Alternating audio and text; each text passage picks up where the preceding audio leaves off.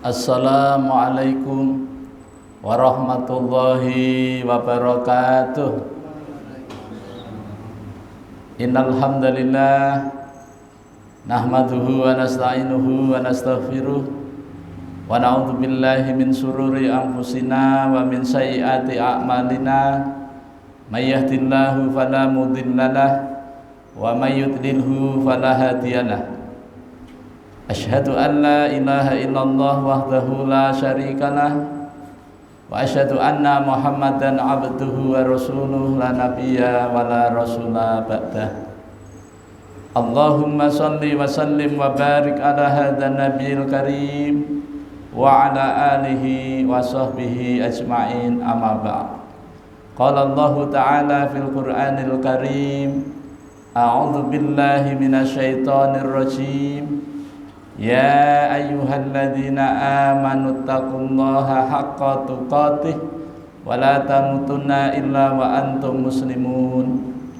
Fa in asdaqal hadisi kitabullah wa khairul hadi hadi Muhammadin sallallahu alaihi wasallam wa syarrul umuri muhdatsatuha wa kullu muhdatsatin bid'ah wa kullu bid'atin dhalalah wa kullu dhalalatin finnar.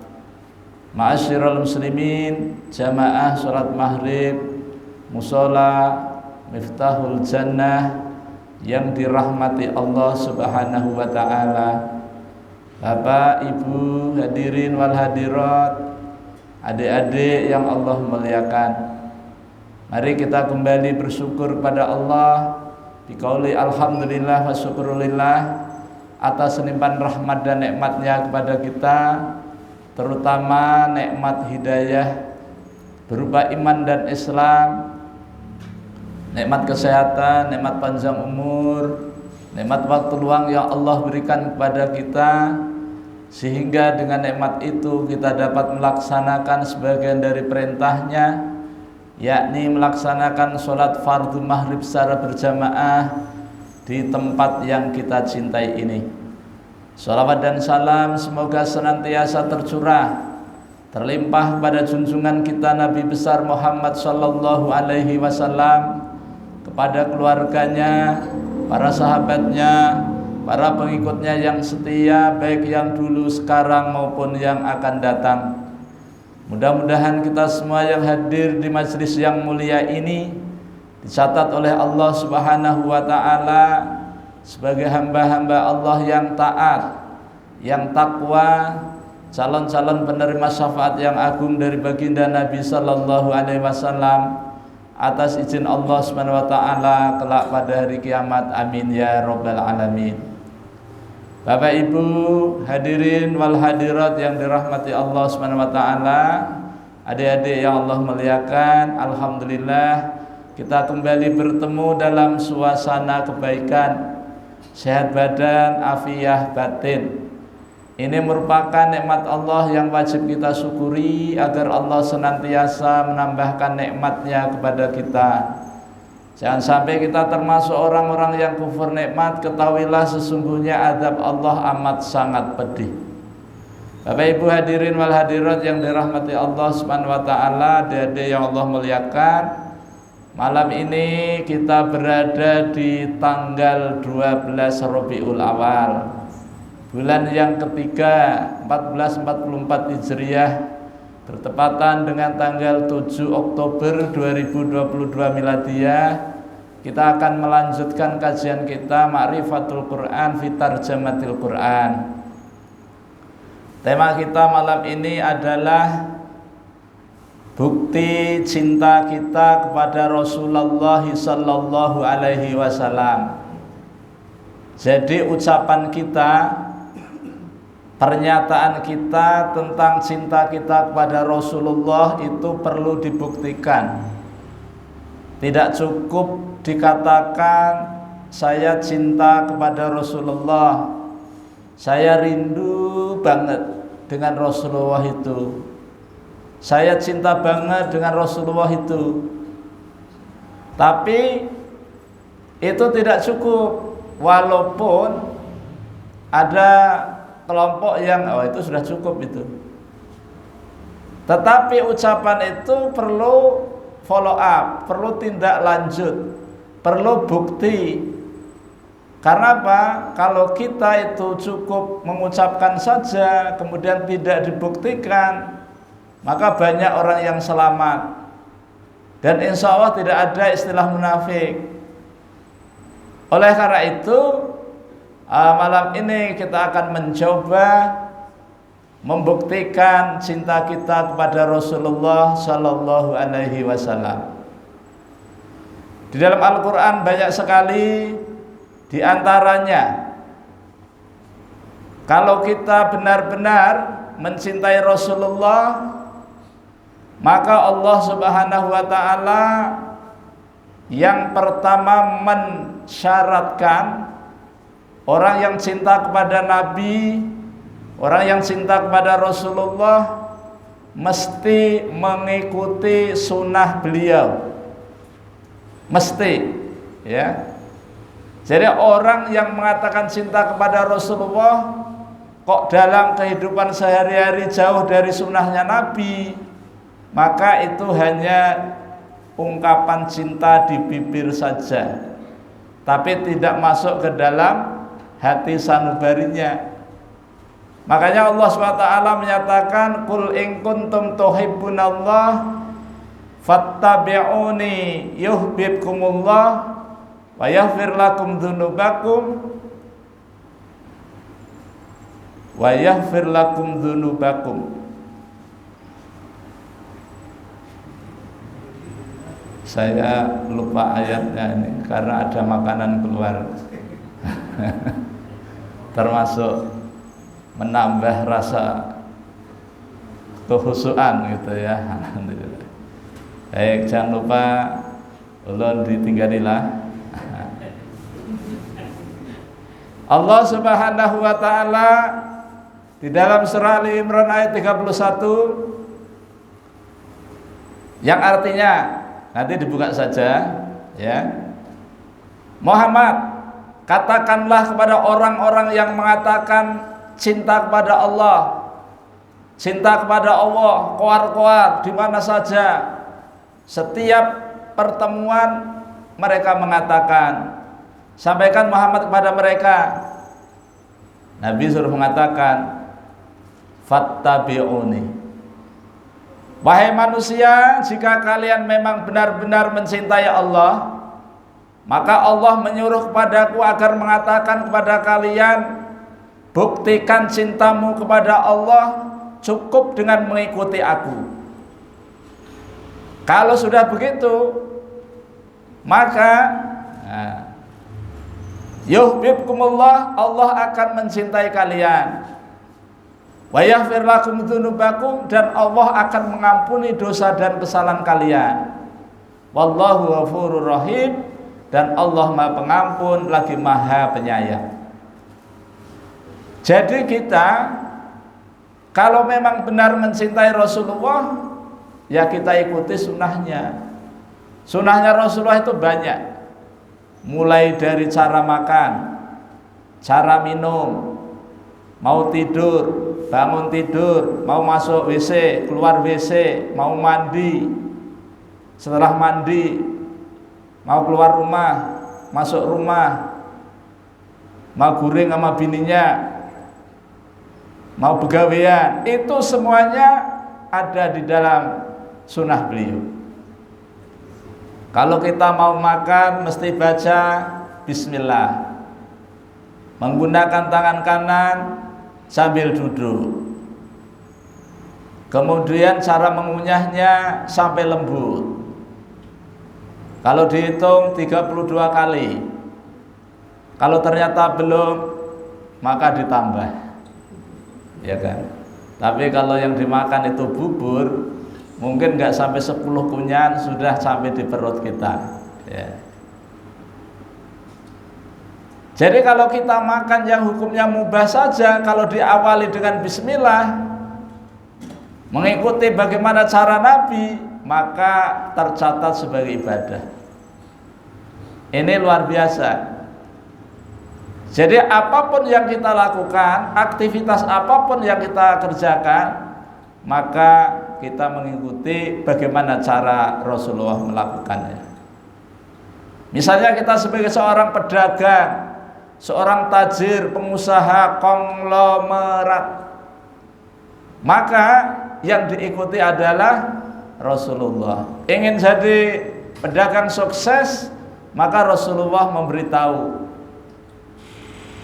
orang terkaya di Indonesia salah satunya adalah Bapak Khairul Tanjung. 7 tahun yang lalu sih, urutan kelima, mungkin sekarang sudah urutan keberapa karena nggak pernah bilang sih. Ya. Beliau dalam tulisannya, salah satu sukses seorang pengusaha itu adalah mencontoh Rasulullah. Rasulullah ketika berdagang itu ada 3 hal yang penting kita tiru. Yang pertama, jujur. Yang kedua, setia. Yang ketiga, profesional. Jadi 3 hal ini yang dikutip oleh Bapak Khairul Tanjung dalam bukunya, beliau memang benar-benar menerapkan dan memang beliau sukses. Memang apa yang dilakukan Rasul ketika kita praktekkan dalam kehidupan, insya Allah kita akan mendapati keberhasilan. Ini yang pertama. Jadi kalau kita ini mengaku cinta kepada Nabi, maka buktikan kita dengan mengikuti sunnah beliau. Yang kedua, apabila kita itu mengatakan cinta kepada Rasul, maka buktinya yang kedua adalah bersedia menemui beliau walaupun biayanya agak mahal. Agak mahal sih. Kata Nabi dalam sebuah riwayat, barang siapa yang punya niat kuat ingin berjumpa denganku sepeninggalku, berarti ziarah ya. Ziarah ya. Kan sepeninggalku. Misalnya umroh, haji, kemudian ke makam beliau, bukan minta doa beliau, tapi mendoakan beliau dengan memberikan salam. Assalamualaikum ya Rasulullah, assalamualaikum ya Habibullah, assalamualaikum ya Nabiullah. Itu betul. Tapi kalau ke sana, ya Rasul, pian tahu kalau keadaan ulun ini utangnya banyak banget, dililit utang, dililit rentenir, bahkan tidak lama lagi saya akan ditarik kendaraannya karena nggak bayar, misalnya gitu ya. Ya Rasul, pian tahu kalau bahwa keadaan ulun ini di negeri ulun ini situasi dan kondisinya kurang begitu kondusif. Semua harga-harga barang pada naikkan, BBM naik ya. Selama saya hidup di muka bumi ini tidak kurang dari 8 kali BBM. Dulu enggak begitu. Ini diadukan kepada Rasulullah. Ya Rasulullah, sampaikanlah kepada Tuhan, kepada Allah, agar masalah kami bisa selesai. Mintanya kepada Rasul. Walaupun Rasulnya itu Habibullah, Rasulullah, Nabiullah, tetap syirik, dosa besar. Kalau bahasa Inggrisnya, dosanya gede banget. Kalau mati kemudian tidak sempat bertobat, maka enggak diampuni. Ya, An-Nisa 116 dan 48. Kenapa? Karena Rasulullah sudah wafat. Kalau ketika Rasulullah masih hidup minta doa pada Rasul, sah-sah saja. Malah para sahabat berebut ingin didoakan oleh Nabi. Tapi ketika Rasul sudah wafat, kita cukup memperbanyak sholawat.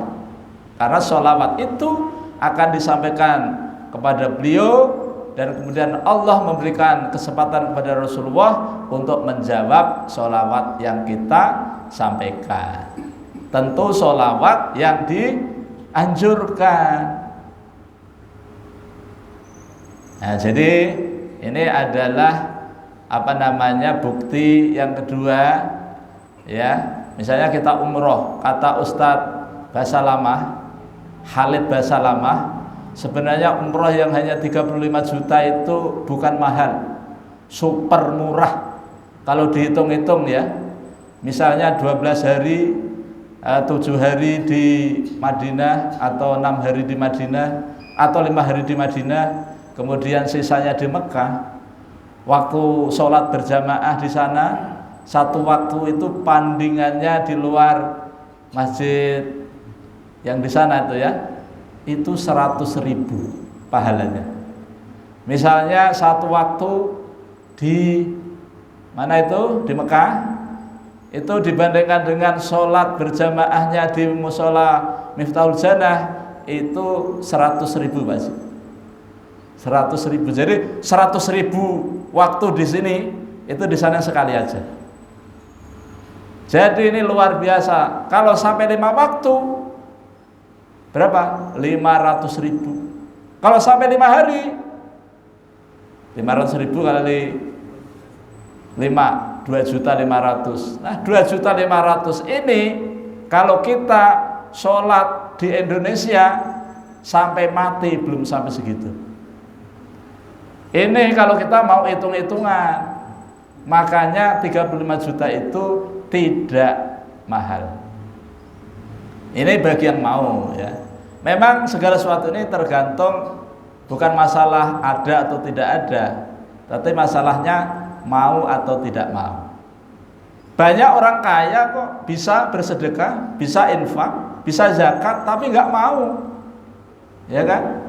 Tapi banyak orang yang fakir miskin itu yang ingin berinfak bisa karena ada kemauan.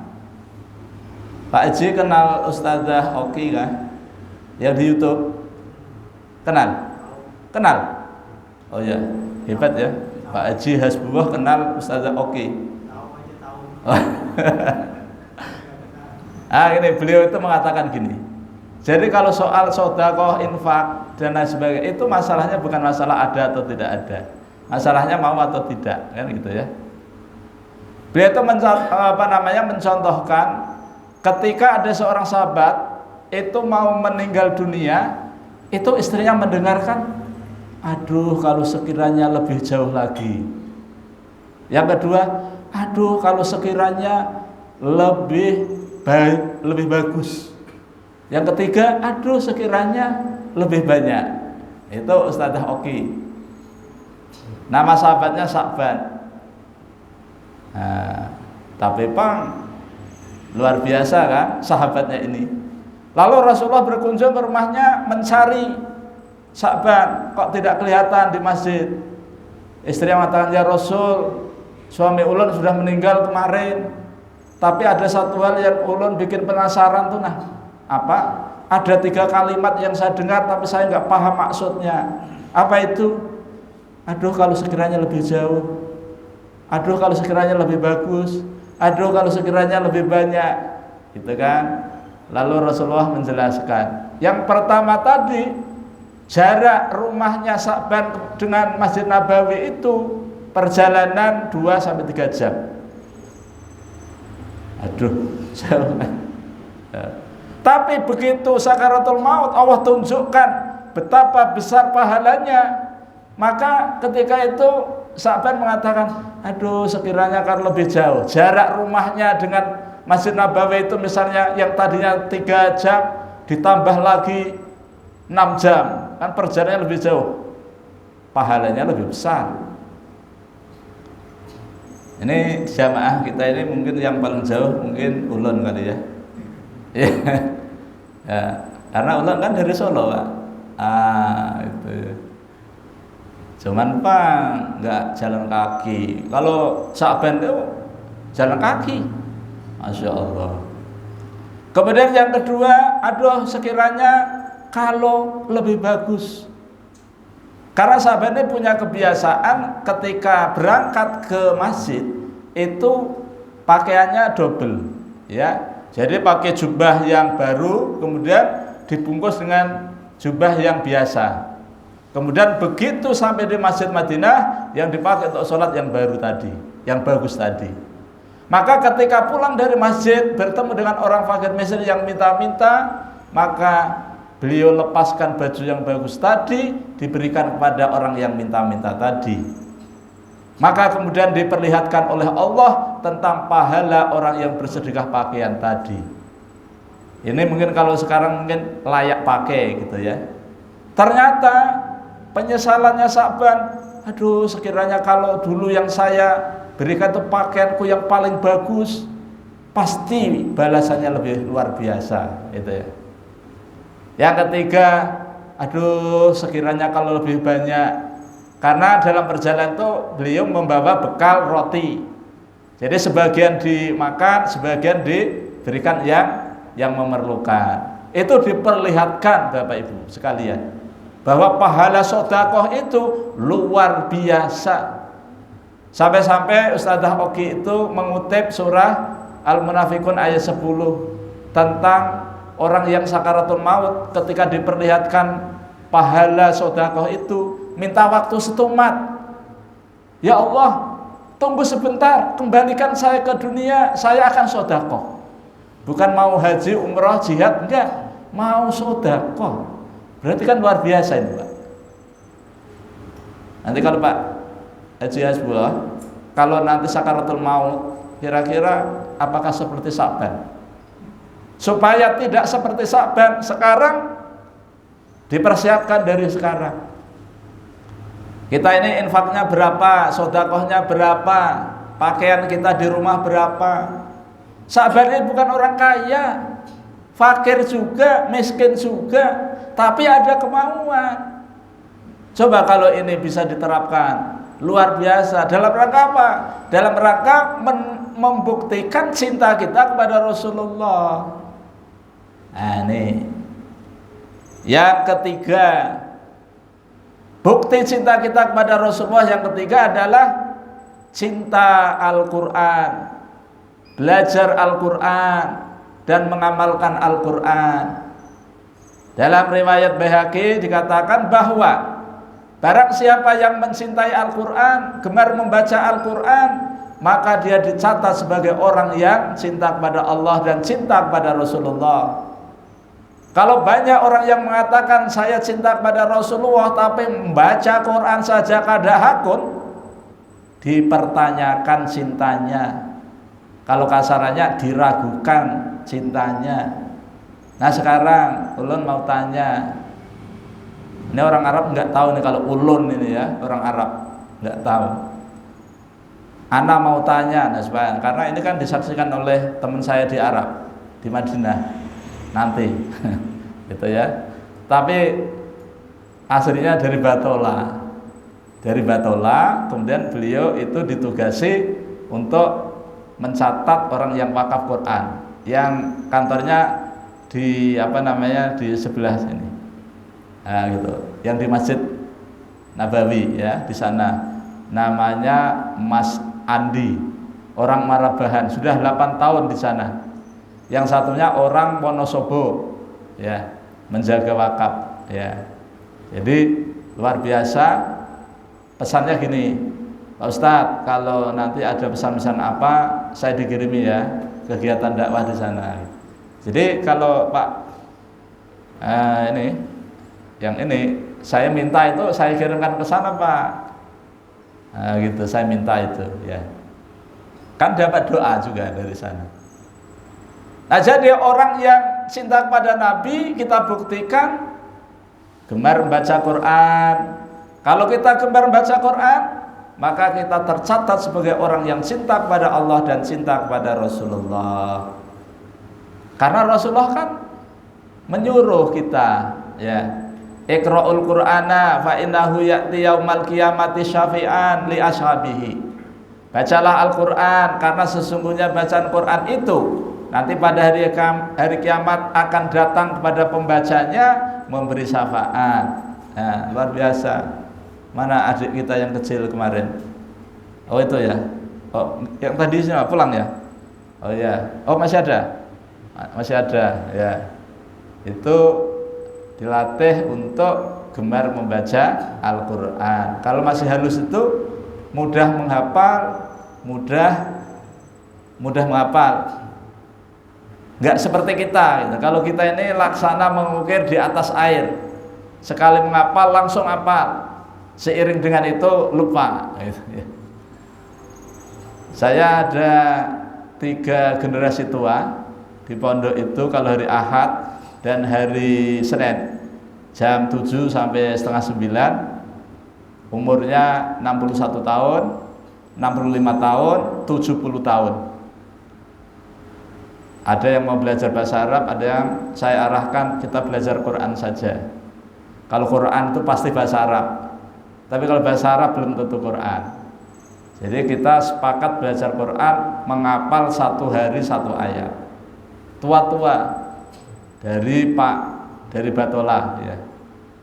Kemudian hari Selasanya yang satu, padahal hari Ahad mau diwawancarai, hari Selasanya kena musibah kecelakaan. Ya, tapi nggak apa-apa, insya Allah nanti akan dioperasi tangannya karena ada tulang yang retak. Sudah 65 tahun. Ya, alhamdulillah. Itu tanda-tanda kabar gembira dari Allah seperti itu. Maka kami tekankan bagi Bapak Ibu sekalian yang kira-kira 3 bulan lagi meninggal dunia, lebih baik dari sekarang kita bersiap-siap bekal. Karena yang paling setia itu adalah bacaan Quran. Misalnya kalau Bapak Ibu yakin bahwa di alam kubur itu ada siksa kubur, kalau yakin loh ya. Tapi kalau nggak yakin ya kafir. Harus yakin. Kalau kita yakin bahwa di sana ada azab kubur, maka bebaskan azab kubur itu dengan mengamalkan membaca surah Al-Mulk. Surah Al-Mulk yang tabarok itu setiap malam mau tidur dibaca sekali. Insya Allah itu nanti bacaan akan menemani kita dengan setia. Ya. Ini sudah banyak para ulama yang menjelaskan keutamaan surah Al-Mulk dan ini hadisnya sahih gitu ya. Bapak Ibu hadirin yang dirahmati Allah, adik-adik yang Allah muliakan, ini yang ketiga. Jadi kita belajar Al-Qur'an, mencintai Al-Qur'an supaya kita tercatat sebagai cinta kita pada Allah dan Rasulnya. Yang keempat, apabila kita ini mengaku cinta Nabi, yang keempat adalah mensejajarkan perilaku kita, sikap kita, kalimat kita, cinta kita, benci kita sesuai dengan Rasulullah. Kalau Rasulullah membenci sesuatu, kita ikut. Kalau Rasulullah mencintai sesuatu, kita ikut. Dalam sebuah riwayat dikatakan, apabila kalian mencintai Ali ini, Sayyidina Ali ini adalah sepupunya, sepupu sekali, tapi juga menantu beliau ya. Barang siapa yang mencintai Ali berarti dia mencintai aku. Barang siapa yang membenci Ali berarti dia membenci aku. Nah, artinya kita melakukan sesuatu, cinta atau benci itu disandarkan kepada Rasulullah Shallallahu Alaihi Wasallam. Kenapa? Karena kita itu tidak boleh di dalam perilaku keseharian kita jauh meleset daripada sunnah-sunnah beliau. Nah, supaya cinta kita ini terbukti, Rasulullah sukanya apa? Rasulullah itu suka banget terhadap anak yatim. Nih yang hadir sudah punya panti asuhan belum? Kalau belum, mulai besok bikin panti asuhan. Tapi panti asuhan dalam rangka melaksanakan hadis Nabi, bukan dalam rangka dijadikan kedok. Karena dulu saya sudah menyampaikan, saya punya teman di Jawa itu, satu orang punya panti asuhan itu lebih dari 3. Saya tanya, ente kerjanya apa? Owner panti asuhan. Panti asuhan jadi owner, pemilik panti asuhan gitu. Berapa panti asuhannya? Dulu awalnya 1, sekarang sudah meningkat menjadi 3. Kemudian yang dulu itu sudah jadi 5, gitu ya. Nah, terus gimana itu caranya? Oh, diceritakan. Masya Allah gitu ya, mengatasnamakan anak yatim. Ternyata anak yatimnya memang gemuk-gemuk, tapi pengurusnya juga lebih kaya-kaya. Naiknya apa? Mobil. Ya, mobil minimal mereka punya kendaraan sepeda motor. Tahun itu tahun 2008. Tahun 2008. Sekarang mungkin sudah lebih. Tapi kalau kita membuktikan bahwa kita cinta kepada Rasul, Rasul itu cinta banget terhadap anak yatim. Dalam sebuah riwayat dikatakan, sebaik-baik rumah muslim adalah rumah muslim yang ada anak yatimnya dan diperlakukan dengan baik. Misalnya ada seorang ibu punya anak kecil ditinggal mati oleh suaminya, berarti di dalam rumah itu ada rumah muslim yang ada anak yatimnya. Kemudian anak yatim tadi diperlakukan dengan baik, dididik, dilatih, diajari baca Quran dan lain sebagainya. Maka itu adalah sebaik-baik rumah muslim. Seburuk-buruk rumah muslim adalah rumah muslim yang di situ di dalamnya ada anak yatim tidak diperlakukan dengan baik, disia-siakan, dianaktirikan, padahal harta suaminya ada. Nah, itu ya.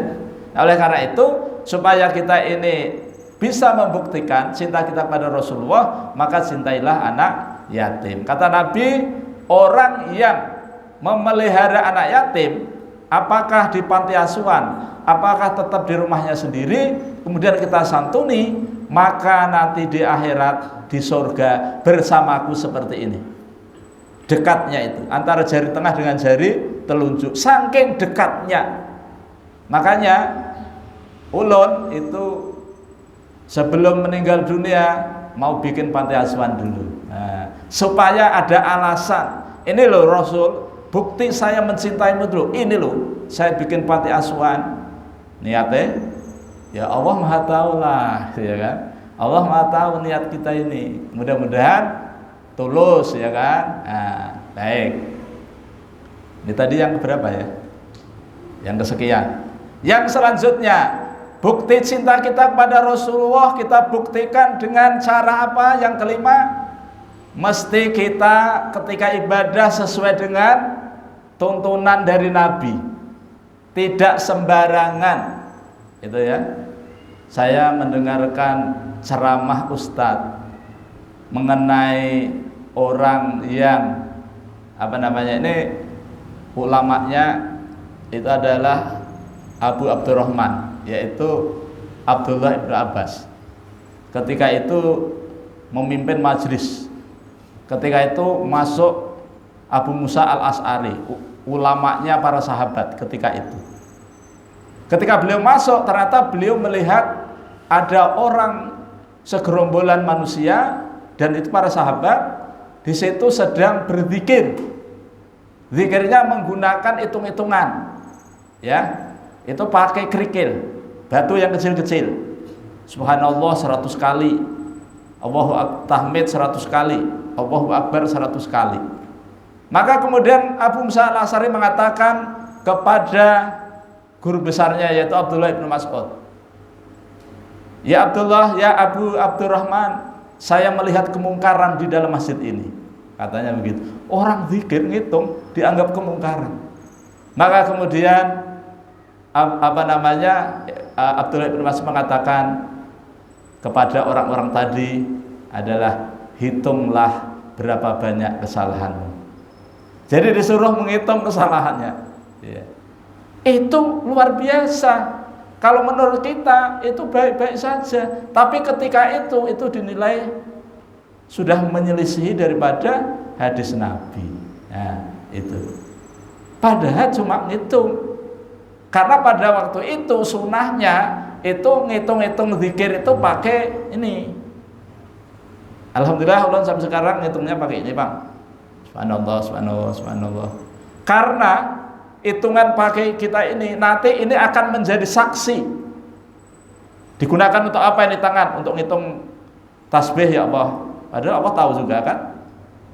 Untuk apa ini? Untuk ngitung.